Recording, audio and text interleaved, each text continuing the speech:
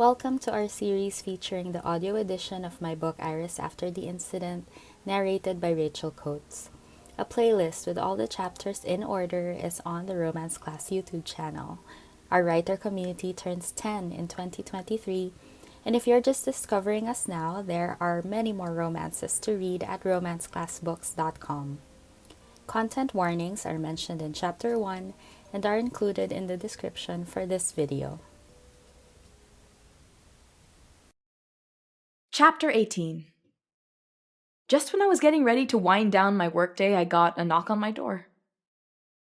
"Conference room in 5 minutes," my boss told me.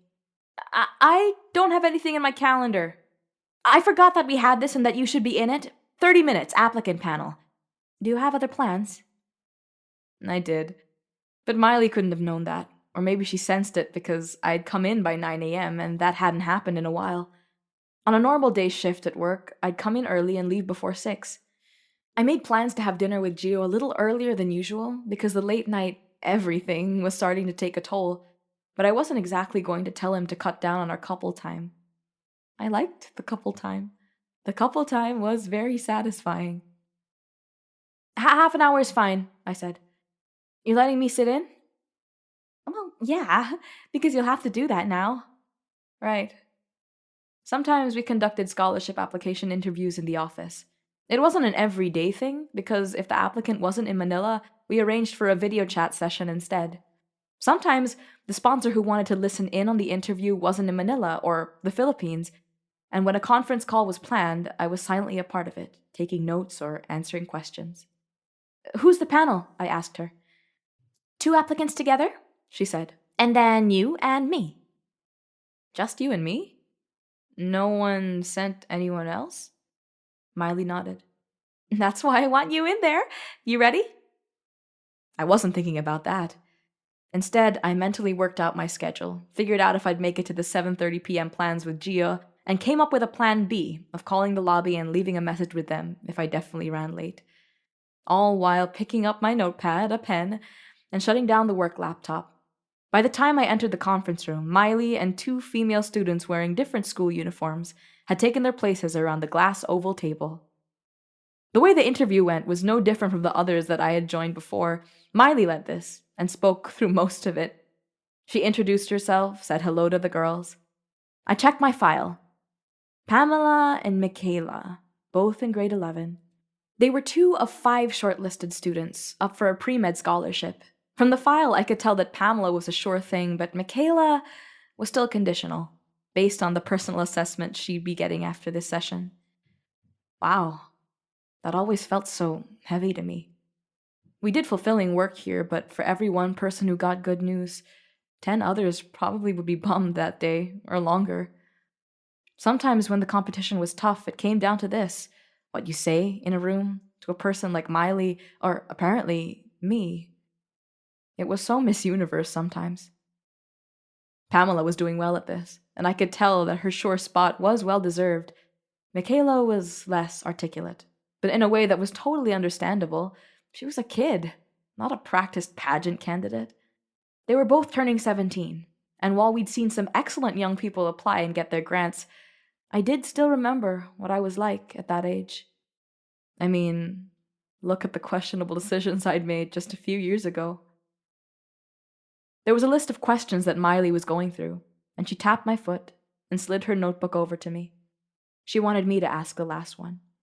"Oh," I said. "Yeah. In your application, you were asked to talk about why you want to pursue a career in science and how you see your future in it. Can you tell us a little bit about that now?" When students applied to get a grant, they got to prepare for this question. They could do their research, write their drafts, ask for people to check their work before submitting. Miley told me that the interview was usually so she could hear the answer, and sometimes she discovered in the applicant's voice if she believed her written answer for real. Michaela, based on her file, was from a family of English teachers and government employees. Not exactly lowest economic bracket, not exactly top of her class. But she looked at me in the eye and said simply, "No one in my family has ever taken medicine or worked in science. We don't know anyone who has. I said in my essay that I might be the first doctor in the family, and sometimes I just hope that means I get to show my sisters that I can do this. I mean, I'm so thankful to my parents, and they love me, but they can't imagine my future in this, and I don't want to be stuck in whatever small dream they have. It was simple, direct, not exactly a tearjerker or literary winner, but damned if I didn't know exactly what she meant, and I wrote a note to myself to fight for her, if I were given the chance. Gio was waiting for me at the lobby when I arrived, indeed 30 minutes late. He had been sitting on one of the couches, and he had keys in hand. "Where to this time?" I asked, smoothing his collar down as I kissed him. I know you just got back home, but is it all right if we run out for an errand before dinner? How hungry are you?" "Not that hungry." "This should be quick." "You have a car?" Gio looked sheepish. "I do, but not this one. I didn't take it with me when I moved here. This is Damon's." Damon's car was sleek and black, but still a practical sedan type. I might have been expecting a hulking SUV, but cars were not their people. People were not their cars. It took Gio a few seconds to adjust things when he got into the driver's side, but it seemed like he borrowed Damon's car before. I'm sorry," he began, as the engine roared to life. "I'm sorry you're experiencing this version of me. I should be driving my own car, calling you instead of leaving dumb messages." "You had a reason to give those up when you did." "Yeah, but conveniences exist for a reason." He talked as if he were berating himself as we exited the NV Park complex together. "It's not fair to you to have to bear with it." I laughed. "It's fine. It'd be nice if we didn't need so many things to get by. Right? Like right now, this errand. I'm meeting my brother because I'm borrowing clothes." "There are clothes stores right in front." "Yeah, but I only need something to wear for 2 or 3 meetings with the same people. I'm not buying new clothes for that." "You're not borrowing those from Damon, either?" He cocked an eyebrow at me, and apparently the answer was no. "The guy's generous, but I'm already imposing enough. And my brother borrowed clothes from me all the time when I lived at the house, so this is payback." "Where does your brother live?" "BGC, but we're not going there. We're meeting him at work instead. He's got a shoot at a hotel tonight." A few things about this errand, which were revealed to me in stages. Manolo Mello was still in the family business, but in the marketing and selling side of it. That included work, meaning fashion magazines, blogs, anything beauty related, either to mention the cosmetics or have people use them. Sometimes this meant working nights and location shoots. The hotel wasn't what I thought it would be either. When we pulled up at the place that Gio's brother Manolo had texted him to go to, I had an idea of their family and his background, so I was expecting 5-star service and fancy. Instead, we pulled into a dark alley and stopped underneath a motel sign advertising rates for 3-hour quickies. We stopped right there in the driveway because he couldn't believe where we ended up either. He'd had that look as soon as we entered the neighborhood, but this all confirmed his suspicions. "Oh, shit," he muttered. "Manolo's always such a dick." "Explain, please." "I couldn't go to a place like this before. Because of Les." I leaned further out so I could see more of the sign through the windshield. I'd never been here before, but I'd heard of it. "I lost my virginity in a place like this," I told him. "It's kind of where it happens if you don't have your own condo and your parents never leave town." "You think I'm judging? I'm not. I'd do the same thing if it didn't." He shook his head and tried to start over. "I asked to borrow 3 shirts, 2 pairs of pants, and a coat from my brother. Told him I'm willing to go to his place tonight to pick it up, or pick it up from his office at any time because I don't have anything to do all day." "But he makes you go to this motel." "Yes, he does. He also has an assistant who delivers things for him. Delivers things for Kimmy, for our mother, but yeah, I ask for clothes and he makes me go to a damn motel." "This a joke to him?" "Yeah, he thinks he's hilarious." "It's not so bad," I said. I haven't been to this place, but if we're not having sex in it, we should be fine." "Let's just get this over with." So the plan was, ironically, to get in and out. A quickie. It was easy to find the parking spot, and we laughed over how Damon would react when he found out that his car had been sitting there, The lobby was somewhat crowded with couples waiting to check in, but we didn't have to line up. Gio mentioned that he was there for the shoot, somewhere on the 5th floor, and we were allowed to go up. The elevator smelled like car freshener, not the kind I liked. I sniffled noisily and Gio nudged my foot. Your first time in a place like this? Well, nicer than this. Was it good? I wasn't sure how to answer that, but at least the elevator doors had opened and we had to decide whether to head left or right down the hallway. So I had a few seconds to gather my thoughts. It was totally fair to talk about my first time, I decided, because we already kind of talked about his. It wasn't bad, I admitted, because we didn't give up after that first weird go. But you know that, since you did too, your first time. Ha ha, he said, taking that with a smirk. We found the room. It was easy. It was the one with indiscreet noises coming from inside. Nothing sleazy, just noisy. People were in there, yelling instructions at each other. So, the room. It wasn't what I was expecting to see either, despite having to readjust my expectations like 70 times in one evening. It was a large room, larger than I'd seen at a place like this. Large bed, large, widescreen TV, and a swing. A swing, no joke. A block of wood secured to the ceiling on each end by metal chains, hovering right over a corner on the foot of the bed, and a beautiful woman, dressed in red lingerie and a tiara, was sitting on it. Sitting on it with one leg extended impossibly high up, so I noticed a stiletto sandal wrapped around her foot. Some guy held a fan toward her face, and it was making her hair fly in unnatural directions. Her lipstick was also an excellent, excellent shade of dark red.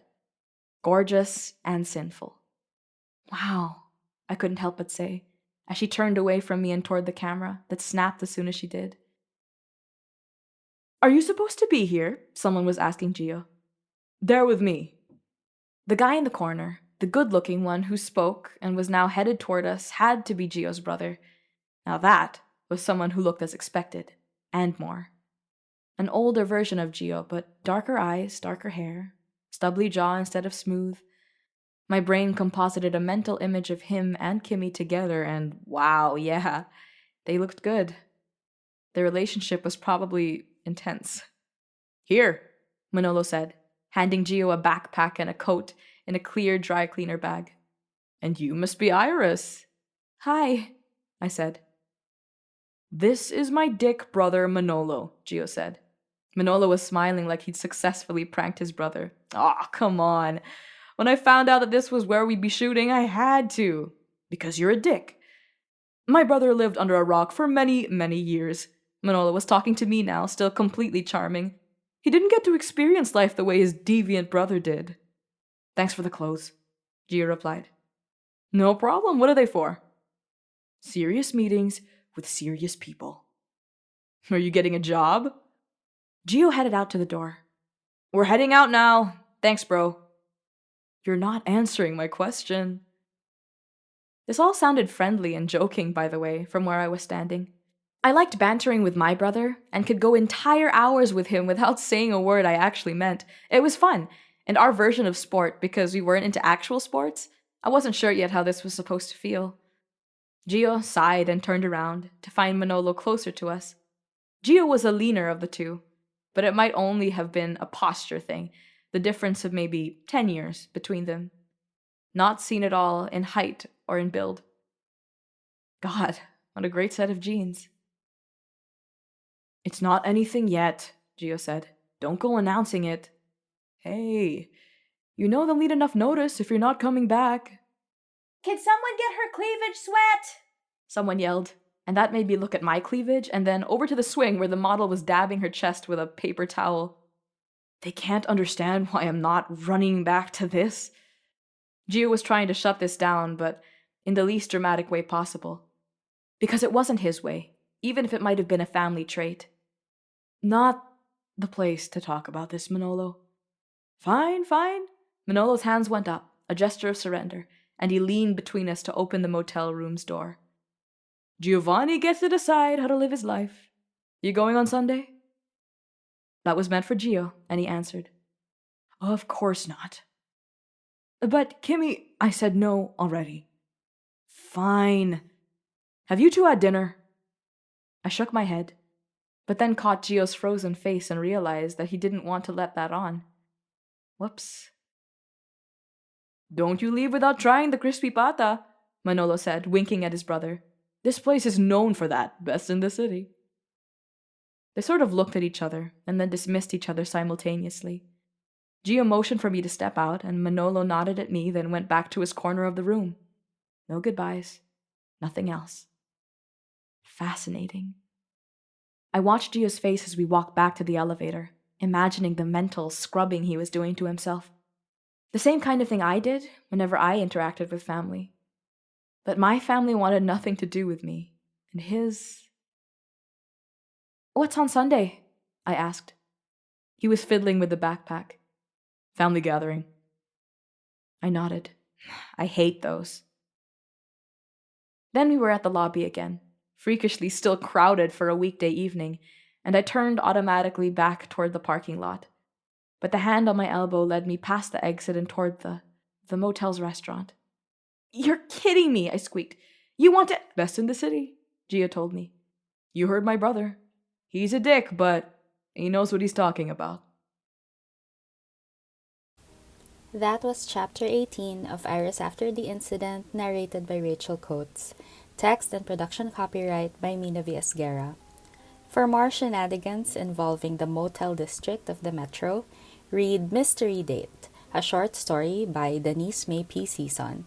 It was part of the romance class Nomcom anthology and is now up on her Wattpad. Link in the description.